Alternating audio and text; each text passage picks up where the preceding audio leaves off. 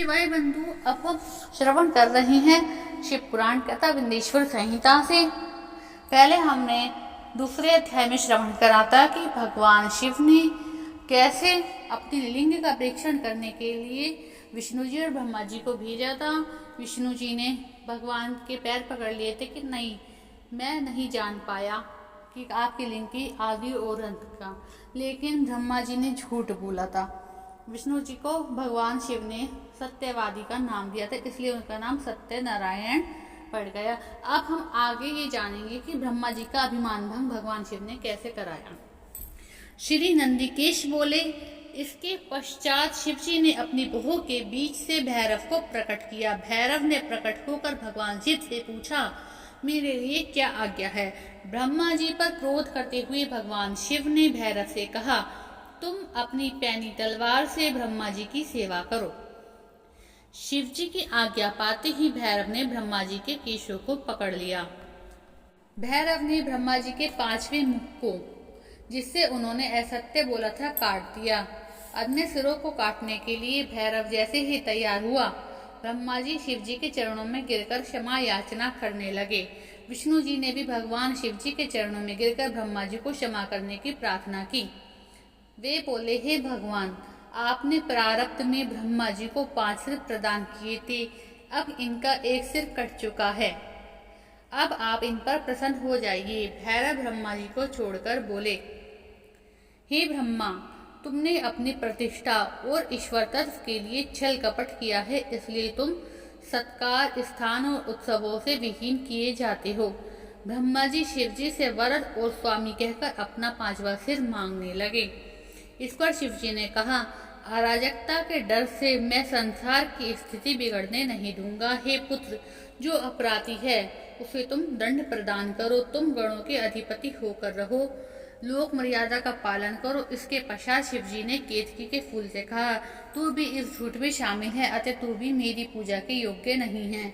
शिव जी के गणों ने केतकी को दूर भगा दिया। केतकी शिव जी से हाथ जोड़कर बोली, हे स्वामी, मुझे माफ करने की कृपा करें। हे प्रभु, आपकी कृपा से कुछ भी दुर्लभ नहीं है। शिव जी बोले, मेरा वचन कभी मिथ्या नहीं हो सकता। मैं अब तुम्हें स्वीकार नहीं कर सकता, परंतु मेरे भक्त तुम्हें स्वीकार करते रहेंगे। इस प्रकार तुम्हारा जन्म सफल हो जाएगा।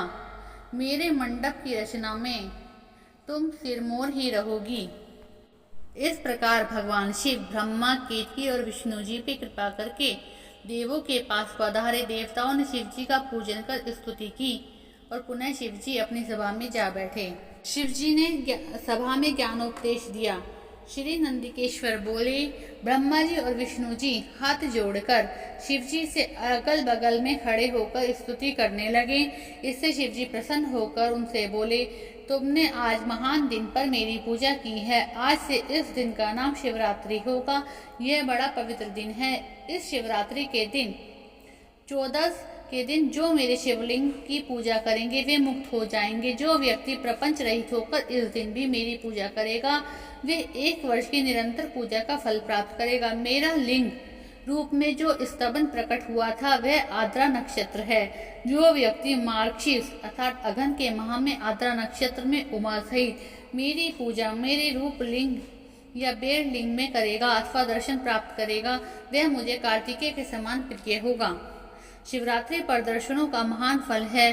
पूजन से जो फल प्राप्त होता है उसका मुख से वर्णन नहीं किया जा सकता। तुम दोनों ब्रह्मा विष्णु की युद्ध भूमि में जहाँ मेरा लिंग प्रकट हुआ है वह अरुणाचल के नाम से प्रसिद्ध होगा। यहाँ पर शरीर छोड़ने वाले व्यक्तियों की मुक्ति अवश्य प्राप्त होगी। जो व्यक्ति मुझे परमेश्वर की लिंगेश्वर रूप में पूजा करेंगे उन्हें चारों प्रकार से मुक्ति प्राप्त होगी। ब्रह्मा विष्णु को शिव उपदेश। भगवान शिव जी की बात सुनकर ब्रह्मा जी एवं विष्णु जी ने कहा, आप हमें सर्ग आदि से 5 कृत्य के लक्षण बताओ। शिव जी ने बताया, सृष्टि, स्थिति, अहंकार, तिरोभाव और अनुग्रह में मेरे 5 प्रकार के कर्म संसार से नित्य सिद्ध होती हैं।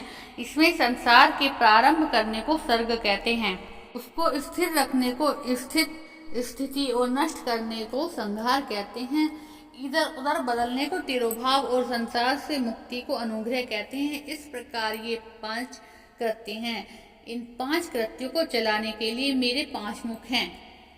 4 दिशाओं में 4 मुख और मध्य में 5वां मुख स्थित है, जिसे केवल विद्वान व्यक्ति ही जानते हैं। 5वें कृत्य अनुग्रह को कोई नहीं पा सका। तुम भी उस कर्म को भूल गए हो, तुम में मूढ़ता आ गई है। अब तुम यदि चाहो तो मेरा ओंकार नाम का मंत्र जाप करो, इससे तुम्हारे अंदर का जो अभिमान है नष्ट। चाहो तो मेरा ओंकार नाम का मंत्र का जाप करो, इससे तुम्हारे अंदर का अभिमान नष्ट हो जाएगा। तब भगवान शिव जी ने ब्रह्मा जी और विष्णु जी को उत्तर की ओर मुख करके ओंकार का उपदेश दिया। तब ब्रह्मा जी व विष्णु जी ने नमस्कार करके उनकी स्तुति इस प्रकार की, हे सर्वेश्वर आपको नमस्कार है। हे संसार का निर्माण करने वाले पंचमुख वाले आपको हमारा प्रणाम है। गुरुदेव भगवान शिव ने प्रसन्न होकर कहा, तुमने मेरे सभी तत्वों का वर्णन करके मंत्र भी बतला दिया। इसका जाप करके तुम मुझे प्रत्यक्ष जान सकोगे। यह मंत्र भाग्य, विधायक और ज्ञान देने वाला है, इससे मेरे पद की प्राप्ति होगी। इस प्रकार उपदेश देकर शिवजी वहां से अंतर्ध्यान हो गए। शिवलिंग स्थापना विधि। श्री सूत जी ने ऋषियों को बताया कि गंगा आदि पवित्र नदियों के तट पर या अन्य किसी भी जगह शिवलिंग की स्थापना की जा सकती है। यह समझ लेना चाहिए कि शिवलिंग का पूजन प्रतिदिन होते रहना चाहिए। पृथ्वी संबंधी द्रव्य, जल से निर्मित अर्थात धातु आदि से बने शिवलिंग की स्थापना इच्छा अनुसार करें। जल मूर्ति छोटी या बड़ी मूर्ति बनानी चाहिए। अचल मूर्ति को बड़ी मूर्ति बनानी चाहिए। मिट्टी, पत्थर, लोहा आदि के साँचे से इन धातुओं को 12 अंगुल का लिंग निर्माण करना चाहिए। लिंग या मूर्ति दोनों ही पूजा शिव पद को प्राप्त करने वाली है। कोई भक्त शिव जी की गोद में उमा को बैठाकर उनकी पूजा करते हैं। गुरु से पूछकर स्नान करके भजन लगाकर नैवेद्य से पूजन करना चाहिए। पंचाक्षर मंत्र ओम नमः शिवाय के जप में प्रणव लगाना चाहिए। फल प्राप्ति हेतु गुरु से दीक्षा अवश्य लें। गुरु ज्ञानवान तथा जाति से ब्राह्मण होना आवश्यक है। जो व्यक्ति 5 करोड़ पंचाक्षर मंत्र का जप करे वह सदा शिवरूप हो जाता है। ब्राह्मण को प्रतिदिन 1008 गायत्री मंत्र का जाप करना चाहिए। ओंकार मंत्र को 1000 बार जपने से मनोरथ सिद्ध होता है।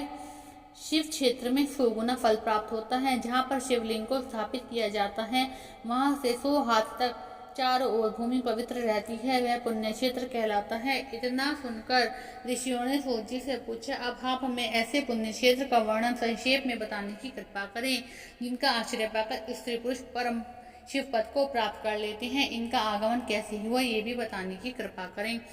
इसका आगे का वर्णन हम अगली वीडियो में सुनेंगे। हमारे चैनल पे नए हैं तो चैनल को सब्सक्राइब करके ऑल सिलेक्ट करें, बेल आइकन पे क्लिक करें। कमेंट्स में ओम नमः शिवाय लिखना ना भूलें।